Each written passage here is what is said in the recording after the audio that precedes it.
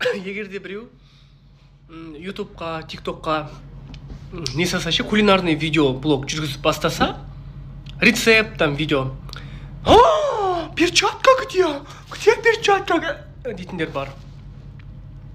Мен сондай адамдарға айтқым келіп тұр. Сен өзіңнің қаяқтан шыққанды ұмытпа, сүмелек. Өзіңнің қаяқтан шыққанды ұмытпа. Сенің шешең де, сенің өскен ауылындағы кемпірлер де ешқашан қолғап киіп қамыр илемеген. Тезекті ұстаған қолымен қағып жіберіп, тапананған нанды басып, вот одан асқан дәм тамақ жоқ, бірақ сен соны жеп өстің ғой.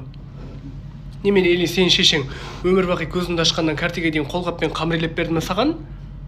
Айтыңдаршы, сондай адамдар, не сендер бүйректен серік шығарып, тамақтың астына кіргізіп отырасыңдар, сен жеме одан, сен одан жеме. Бәрі показуха. Ой, там готовят